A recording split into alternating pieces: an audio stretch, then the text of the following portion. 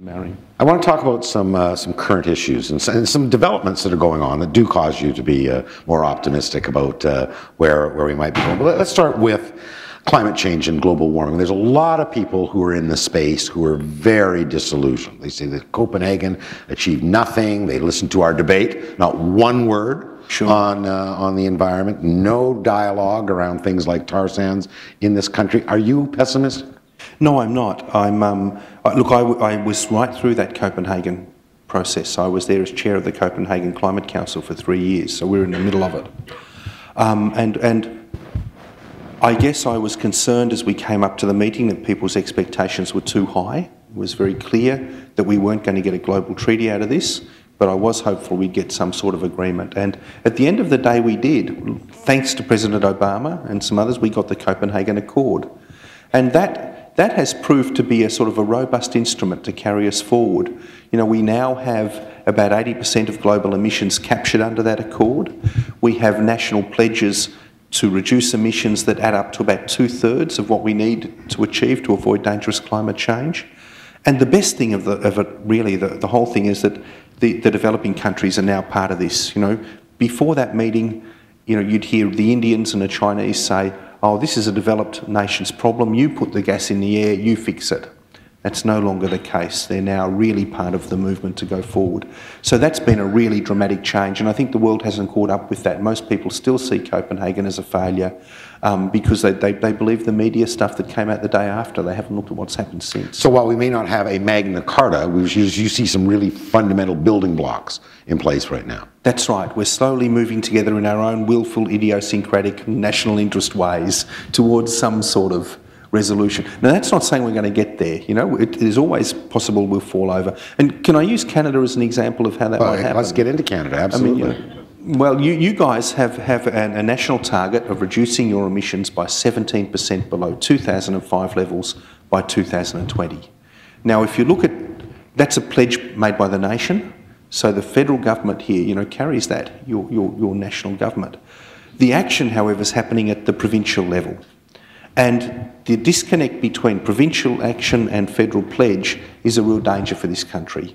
Thankfully, you've got some brilliant provincial programs which are going on, which will deliver, we think, -5% emissions, even if they, you know, nothing more is done today. Just by what's going on at the provincial level, provincial initiatives. That's right. But, you know, here in Ontario, you know, you've got an election coming up in 4 or 5 months that would entirely change that. One of the keystones of that stuff is the shift here from coal to nuclear power. You know, if that is reversed, then you will have lost the impetus, not from anything that the national government's done, but through a provincial shift. So we're perilously balanced with this. And if nations like Canada fall over, as you did with the Kyoto Protocol, the risk is that others won't take the commitment so seriously, you know. And internally, the risk is that you'll lose credibility as a nation. Well, let's talk about that, because I think, you know, the world really doesn't understand what may be happening in Quebec or in BC with a carbon tax. They look at what's happening and emanating from the federal government, and they're calling Canada an environmental laggard. I mean, is our reputation really that bad in the world community? Look, sadly it is. In terms of climate change, I watched, you know, the process year after year and just saw Canada become more and more isolated as time went on, particularly after Obama and after Rudd, you know, were elected. And as I said, those perceptions don't really take into account what's happening at the provincial level, but ultimately the national government has to take responsibility for achieving its national targets, and you need better integration and you need mechanisms that will allow, you know, the federal government to work with the provinces to make sure that you get to where you're pledged to go. We're taking a lot of heat over tar sands, and I think domestically it's created almost like an intellectual jihad, that the two sides are so far apart. I mean, one side saying, you know, this is the cornerstone of our future as an energy superpower, and others are saying, you know, this is a blight on our reputation, let alone the planet. Where do you stand on the tar sands? Well, look, I'm not going to give you a political view, but I'll just tell you what I see. Facts on the ground is that average Canadians, through their provincial mechanisms, even in Alberta, are reducing their emissions profile as they go along, and that comes at some cost and some sacrifice. You've got a carbon tax in BC, you've got, you know, plans here to shift to nuclear, you've got very comprehensive programs in Quebec. But in the tar sands, nothing much is changing. They're going to add 10 megatons to the problem by 2020. The rest of you are going to be reducing by heaps by that stage. So the question for Canada really is what happens after 2020? And with the tar sands, you know, the technologies that are required to abate emissions there and do things more efficiently, you're going to have to start today to get those in place if you hope to have anything substantial by 2020. So they are a looming liability. And look, and again, can I just point to Australia? Well, we have the same sort of problems with coal mining in Australia. At the moment, there's an enormous fight going on in Australia around trying to put a price on carbon a carbon tax. One of the areas that will be covered if the carbon tax goes into place is what's called fugitive emissions from coal mining. So this is a coal miner, you know, digging up coal, methane's released into the atmosphere. That's all going to have to be costed and paid for under the carbon tax. Now that's a bit like asking the Alberta tar sands to use some other form of energy for their heating rather than natural gas, you know, so you don't get this great carbon intensity coming out. It's a really live fight, but it's one you have to have if you hope to have a credible, you know, approach in the longer term. You touched on Ontario's plans to mothball our coal-fired electricity generating plants and the commitment now to nuclear. There was a time not that long ago, if you were an environmentalist by definition, you were anti-nuclear. I sense that's starting to change within the movement. Well, it's interesting that George Monbiot, you know, one of the great environmentalists in this, wrote in The Guardian last month that the Fukushima meltdown has converted him to being pro-nuclear. He said this was the worst case scenario. We couldn't imagine anything worse than an ancient plant being overwhelmed by one of the world's worst natural disasters. And he said, you know, looking at what actually happened on the ground, I think nuclear is safer than I thought it was before. So there's that sort of view. But here, you know, I suppose any country that's contemplating its energy future, now the first thing I'd recommend they do is maximise their energy efficiency. I think Ontario's doing a pretty good job of that. Perhaps not perfect, but it's moving towards, you know, addressing the issue. And then they need to absolutely optimise their offtake of renewable energy. And again, I think Ontario's doing a reasonable job there. Maybe more could be done, but at least it's reasonable. But at the end of the day, the province is still going to have a deficit if they close down their coal. So you've got a choice. You know, you build, what do you maintain your coal or build more, or do you build nuclear? You know, they're the two options that it seems to me in the immediate term that the province is faced with, and they've chosen nuclear. And I must say I congratulate them on it, because the dangers of continuing to burn coal are just so serious, so severe. Before the event in the green room, we were talking about how, you know, often the admonitions of the environmental movement, far from having the desired effect of galvanizing the population into action, depressed them so much that they just said this problem is overwhelming. You write a lot in this book about things that can be done to rebuild biodiversity. I mean, how resilient is the planet, and how much that damage has been done can be undone? Yeah. Well, if you take the big, and I'll just take a second to answer that at the big theoretical level. You know, if you look at the planet and think about it as a thing, nothing much comes in but light, nothing much goes out but heat. You know, all the processes that are run by the planet are run by an energy budget of about 100 terawatts of sunlight that's captured, you know, by the plants on the planet, and they run the whole show.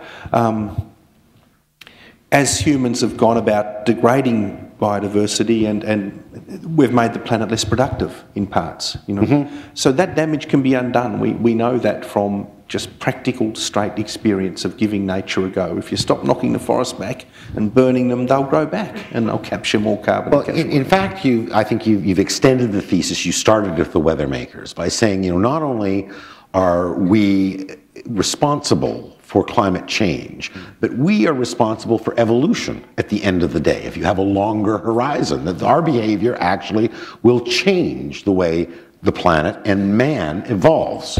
Expand on that notion. Well, look, that's what I think is the most interesting outcome of the book, and the thing I realised as I was putting it together is that as we form this global superorganism, we are forming a planetary consciousness, you know.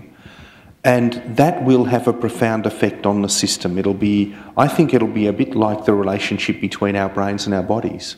You know, our brains are greedish, selfish organs, right? They weigh 2% of our body mass, they take 20% of the energy, and if we're in trouble, they'll shut every other organ down before they deprive themselves of anything, Right. you know?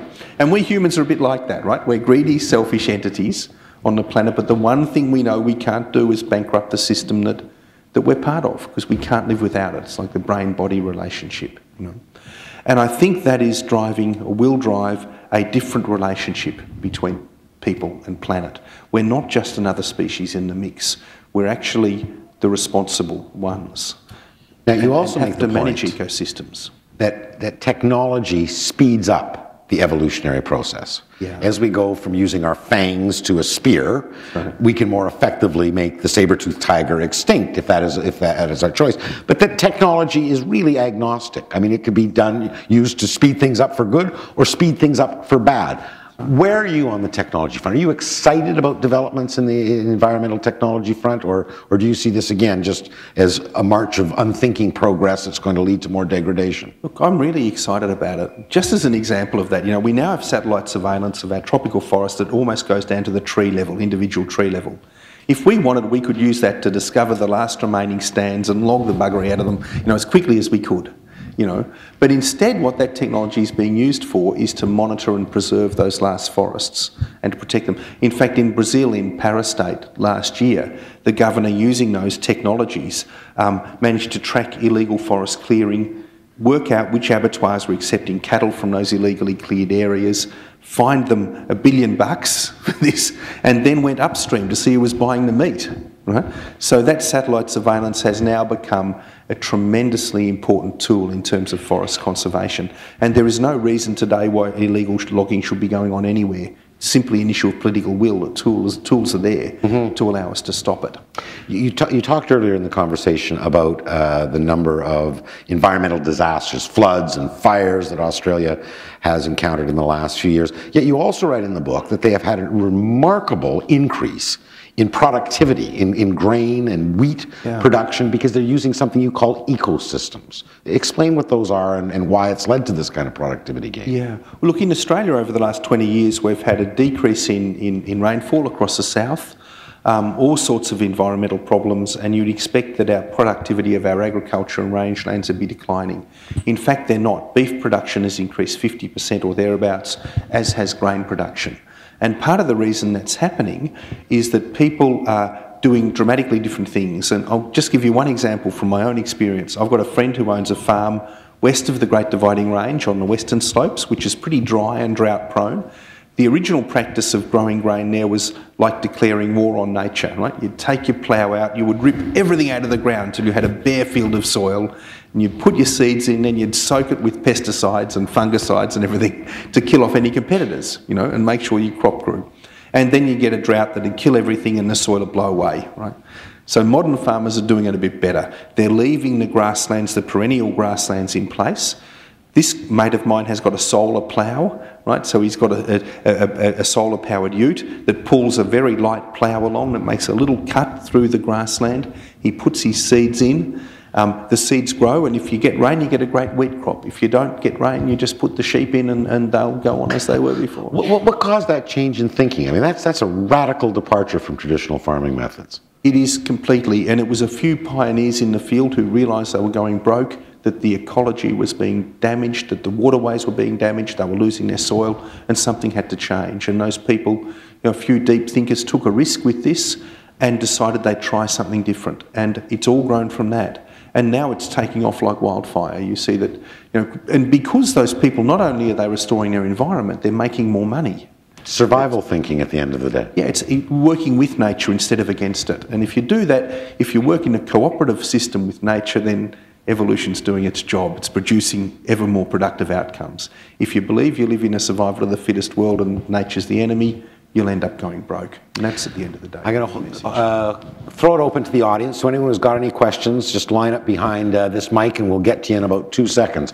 You also give a tremendous amount of credit to Australians' Aboriginal peoples for environmental sustainability, including something they called fire stick farming, a phrase I'd never heard of before. Explain this to me and why it's good for the environment.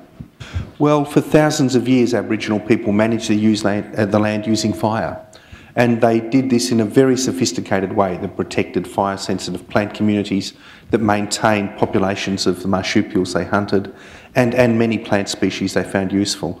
And it was a system that derived from many generations of experience. They knew just when to light fires, exactly where in the landscape, how to control them, how then to use the land by coming back for hunting and gathering food and so forth. So it's sort of like agriculture, but with a fire stick and without a plough. Very interesting. And this created charcoal that mitigates against carbon emissions, is that? That's right. Half of Australian soil carbon is charcoal as a result of those Aboriginal practices. Being there for thousands and thousands of years before the colonisers came. That's right. So our soil productivity is in part driven by that charcoal. And you also write that the same basic process could be used to kind of revitalise the Great Plains of the world by lighting fires. That's right. Well, you're here in Canada. You've got a couple of real pioneer industries in that area of charcoal making. It's called pyrolysis, the technical way, the kind of modern way of making charcoal, and it involves taking crop waste or forestry waste, putting it into a sort of a flask where you exclude oxygen and then heating it. And you get three products. You get a gas, which you can burn for electricity, a bio-oil, and the charcoal that you can put back in the ground to store carbon and improve soil quality. That's great.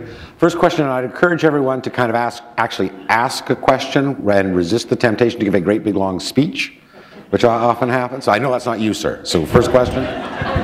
Okay, my name is Barry Lipton.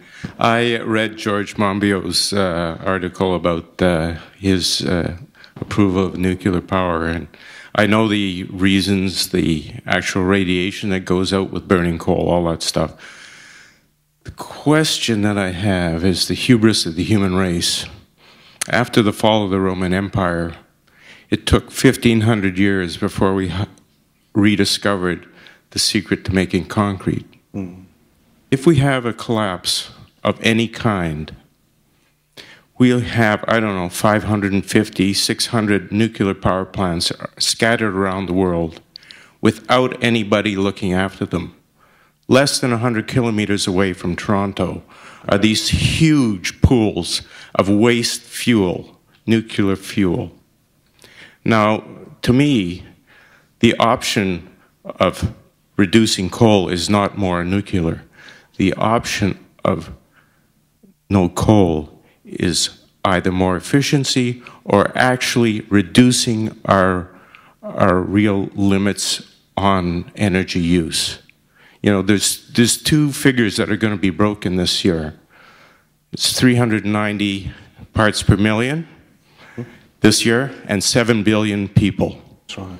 Both those numbers are big, scary numbers. So how do you deal with replacing or reducing coal without building this very technologically complex energy-producing system that nuclear is? Sure, yeah. Well, look, I should point out at the beginning that nuclear power is actually a pretty primitive way of generating electricity. It just boils water just like a coal-fired power plant for all its, you know, radioactivity and all the rest of it. But I guess the answer is no one knows how we can do what you and I want to see done, which is shift to a clean energy economy as quickly as possible. And here in Ontario, I know that, as I said, the government's done, you know, quite a bit to increase energy efficiency and to source renewables. To go further, I wonder whether the electorate would wear it to make changes to the energy system in a way that would, say, enforce even greater restrictions on its use so that you reduce demand. That's one of the problems with a democracy, living in a democracy. These things are really difficult. But one thing I can tell you is that Germany is going to try that experiment over coming years. They have decided, as a result of the Fukushima plant, to do exactly the opposite of what Monbiot wants. They're phasing out nuclear. They already have about 23% or 27% of their energy comes from nuclear. They're also deeply committed in the European system to reduce their emissions, so they can't just build more coal, at least conventional coal, the scale that's required. So there they're going to have to try that, and no one knows how it's going to be done. I'll be watching with great interest to see what happens there. But that'll be the first big test, actually, of the things you're talking about.